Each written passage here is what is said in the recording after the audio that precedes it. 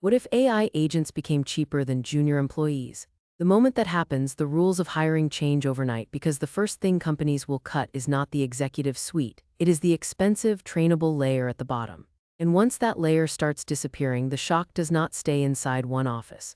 It spreads into wages, promotions, training, and power itself. This is not a fantasy about robots taking over the world.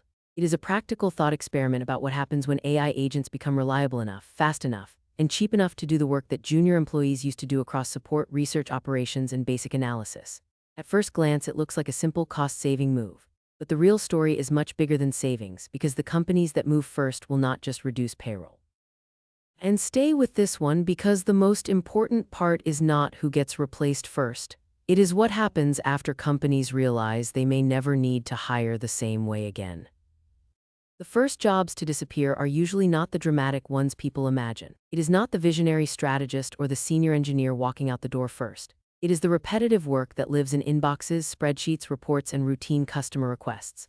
Scheduling, summarizing, sorting information, drafting simple replies, pulling together weekly updates, moving data from one system to another. That is where the real damage begins, because junior jobs are not just cheap labor. They are the training ground where people learn how a company actually works, not the theory, not the polished onboarding deck. The real machine behind the scenes. A junior analyst learns what gets ignored and what matters. A junior assistant learns how decisions are actually made. A junior marketer learns the difference between a good idea and a usable one.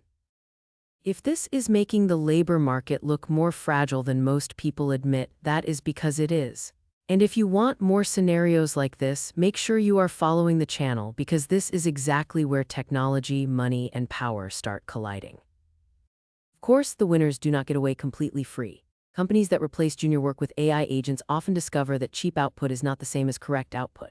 A system can draft a report in seconds and still miss the one detail that matters. It can summarize a client conversation and distort the tone. It can move faster than a human and still create compliance headaches, reputational mistakes, or internal confusion. So the savings are real, but they are not clean. Once that happens across enough firms, the labor market starts to split into three very different groups. At the top are the people who define the goals, own the relationships, and make the final decisions. They stay valuable because AI can support them but not fully replace the responsibility they carry. In the middle are the workers who can supervise AI, interpret outputs, connect the dots, and handle the exceptions. And that is the part worth pausing on, because the real question is no longer whether AI can do junior work. The question is who gets to climb when the first step disappears. If you know someone thinking about their first serious job, share this video with them. The final layer of this shift is bigger than any single company.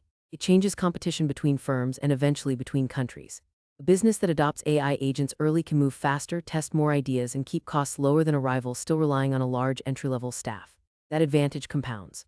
The company with cheaper labor can undercut prices, expand faster, and reinvest the savings into more automation, better data, and stronger systems. So the most realistic future is not a clean robot takeover and not a sudden collapse.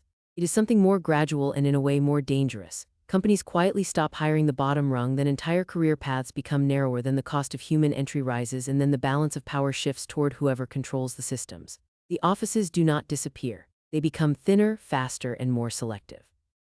If you want more videos that break down the future of work, technology, and power without the noise, subscribe to the channel, follow it, like this video, and leave a comment with the one job you think AI will target first in your industry. Because the biggest change is not that AI gets cheaper, it is that cheap human labor may no longer be the default.